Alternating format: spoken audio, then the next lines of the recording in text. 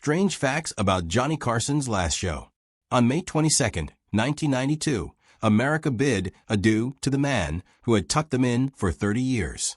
Johnny Carson's final episode of The Tonight Show wasn't just the end of a television program, it was the close of an era which would never be replicated. Never before had 55 million tuned in, but behind the tears, standing ovations, and Carson's famously understated farewell lay hidden elements, last-minute changes, and behind-the-scenes dramas which the public wouldn't know about until years later.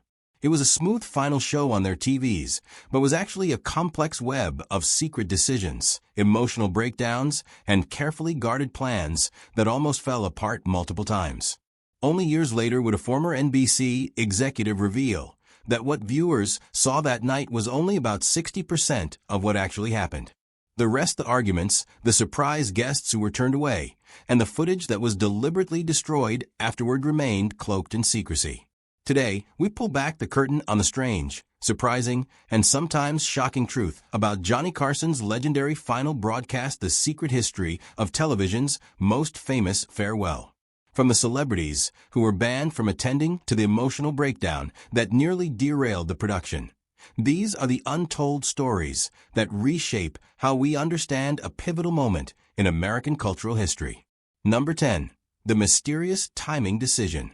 Nearly a year before his last show, Johnny Carson announced his retirement, allowing NBC ample time to plan the decade's television event. But the decision to make the last broadcast on May 22, 1992, was puzzling to executives who had pressed him for a February finale during the valuable sweeps period. Normally amenable about business considerations, Johnny was completely inflexible this time and wouldn't explain why to anyone except his producer, Fred de Cordova.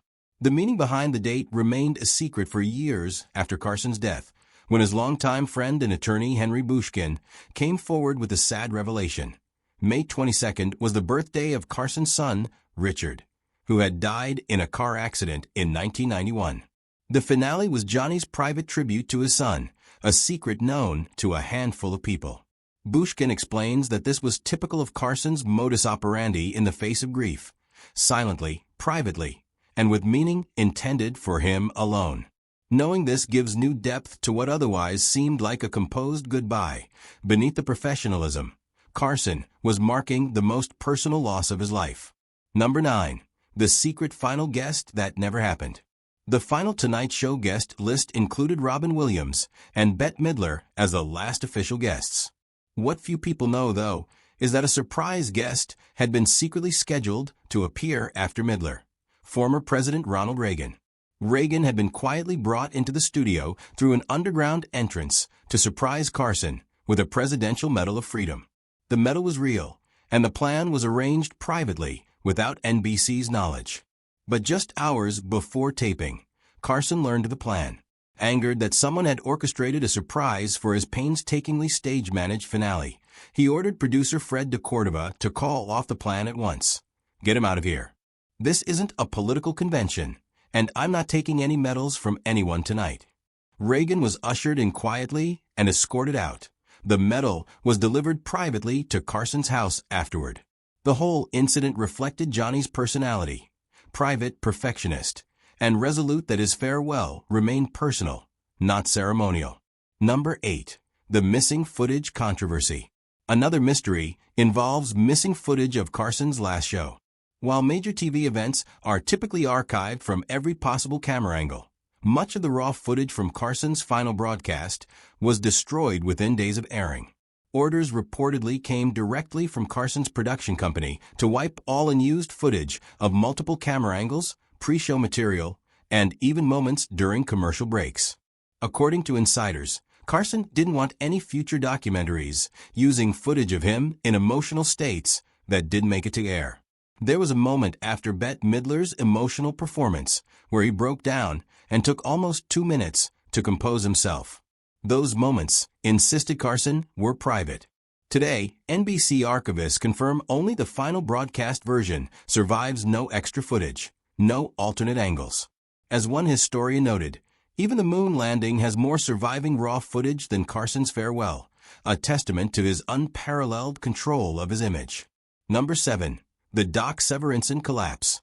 Doc Severinsen, the Tonight Show bandleader with the bright suits and brass trumpet, nearly didn't make the final show. After 48 hours of rehearsal and preparation, Severinsen reportedly collapsed hours before taping because he was exhausted and overcome with emotion. NBC's medical staff recommended that he not perform, but Doc refused. "Unless I'm dead, I'm leading that band tonight," he said. He took a B12 shot, napped for 2 hours, and somehow found the strength to perform. Watchers with keen eyes can notice he sat down more than usual that night and passed trumpet solos on to others. But his professionalism never faltered. His loyalty to Carson and determination to make the send-off just right was an indication of just how much love and respect the people of The Tonight Show shared. Number 6. The Johnny Carson, Jay Leno backstage tension. The transition from Johnny Carson to Jay Leno was seamless on the air, but behind the scenes, it was anything but. NBC personnel did much to keep the two men apart, going so far as to provide them with separate hallways, elevators, and green rooms. Still smarting over the fact that NBC had selected Leno, and not his protege, David Letterman, as his replacement, Carson made his displeasure known through passive-aggressive behavior. During meetings, Carson never referred to Leno by name, preferring to call him the next guy. It all came to a head hours before the final show, when Leno tried to visit Carson's dressing room to wish him well. Carson's assistant, Helen Sanders, intercepted him, saying, "Johnny's preparing and doesn't want to be disturbed. Perhaps tonight isn't the best night for this conversation." Leno quietly left, and Carson never appeared on The Tonight Show again, despite many invitations. Years later, it was revealed he had been secretly sending Letterman jokes to use in his monologues, a final, quiet statement of loyalty that spoke volumes about where his heart truly was. Number 5. The standing ovation that almost didn't happen.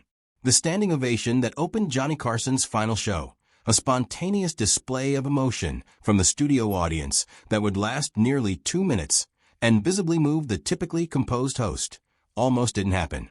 3 days before the finale, Carson made an unusual request to his production team. He asked that the audience not be encouraged to give him a standing ovation at the beginning of the broadcast. According to a former audience coordinator, Johnny feared that starting the show on such an emotional note might make it impossible for him to maintain composure through the rest of the night. He wanted to save that kind of moment for the end. This request put his team in a tight spot. They understood his reasoning, but felt the suppression of such a natural audience reaction would make the show feel stiff and artificial. Producer Fred DeCordova ultimately made a bold call. He simply ignored Johnny's instruction. He never passed along the message to the audience coordinators, gambling that Johnny would later be more grateful for an honest outpouring of affection than an artificially managed one. When Carson emerged from behind the curtain to thunderous applause and a standing ovation, his response was completely natural. The surprise and emotion that washed over him produced one of the most memorable openings in television history. One camera operator later recalled that Johnny shot Fred a look as if to say, "You didn't listen to me," but he later credited DeCordova with having called it correctly. "I thought after 30 years I knew what was best," Carson is quoted as saying, "but I was wrong. That was how it should have started." Letting the audience's natural emotion shine through provided the perfect tone for a farewell, balancing Carson's trademark restraint with human feeling. Number 4. Bette Midler's secret rehearsal marathon. One of the most poignant moments in television history was a tearful performance by Bette Midler when she crooned, "One for my baby and one more for the road," during the final show. It was an effortless, emotionally charged performance, but Midler said she pushed herself to the point of exhaustion before making that perfect moment happen on stage. Determined to give the performance of her life, Midler rented a private rehearsal space 3 days before the show and practically moved in. She brought in a cot so she could nap between practice sessions. According to the musical director who worked with her, she rehearsed almost nonstop for 36 hours, working with 5 different arrangers and rejecting 17 versions before settling on the 18th, an intimate, stripped-down arrangement that captured the melancholy of farewell. By the time the taping took place morning of, her voice was all but gone from overuse. A vocal coach was called in for emergency treatment, putting her on total vocal rest for 6 hours and administering steam therapy and herbal remedies. Even then, it wasn't clear whether she would be able to sing. She went on to deliver a faultless and emotionally charged performance that would become iconic. The subtle crack in her voice that moved millions of viewers was partly due to sheer vocal exhaustion. What really makes this story remarkable is that Midler never told Carson about these struggles. She wanted him to experience the performance without worry or feelings of pity, just pure emotion. It was a gift in the truest sense, said a production assistant. She nearly broke herself to create a perfect moment for someone else. It was her selflessness, her will, which gave that final duet its unforgettable depth, making it one of the most poignant farewells ever seen on television. Number 3. The destroyed celebrity messages. Few know that, for Carson's farewell, a fully produced segment was prepared, a 12-minute compendium of farewell messages from several dozen celebrities and political figures. It was an ambitious undertaking. Presidents Richard Nixon, Gerald Ford, Jimmy Carter, and George H.W. Bush, plus Hollywood icons like Jack Nicholson, Meryl Streep, and Tom Hanks. The segment, a surprise tribute to Carson, had been screened for him in private a week in advance of the broadcast. He watched it silently and then said, "It's very nice. Now lock it in the vault. We're not using it." When staff asked why, he said simply, "That's not what this night is about."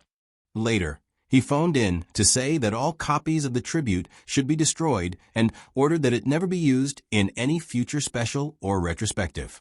Internal NBC memos confirm his explicit wish that the material not be used under any circumstances. To those who worked on it, the destruction was heartbreaking. "We had responses from 5 continents and some of the most famous people in the world," said one producer. But the decision was very Carson. He had always eschewed Hollywood's self-congratulation and valued authenticity over spectacle. By axing the celebrity montage, he made clear that his farewell wasn't about the celebrities, it was about his viewers, the people who'd welcomed him into their homes for 30 years. Number 2. Ed McMahon's emotional breakdown. Ed McMahon, Carson's trusted sidekick of 3 decades, was the picture of composure on air during the final broadcast, but suffered a devastating emotional breakdown backstage just before Johnny's closing remarks. According to the crew, Ed had been bottling everything up during rehearsals and the early parts of the show. Backstage, during the last commercial break, he suddenly just broke down in uncontrollable sobs. He was crying so hard that the medical staff at NBC were concerned about his blood pressure and instructed him not to go back on the air. Fred DeCordova was thrown into crisis. Carson had no idea what was happening, and to end the show without McMahon beside him was unthinkable. Determined to see the show through, Ed refused to bow out. He used cold compresses to reduce the swelling in his face, while a miraculous makeup team managed to cover the signs of his breakdown. Moments later, he was back on stage, standing tall next to his friend for the last time. A colleague who was present at both moments reports, "If you look closely during Johnny's final remarks, you can see Ed's hands trembling. He's holding himself together by sheer will." That silent strength added even more emotional weight to their goodbye, a testament to the deep friendship and mutual respect defining their partnership from beginning to end. Number 1. Johnny's secret final words.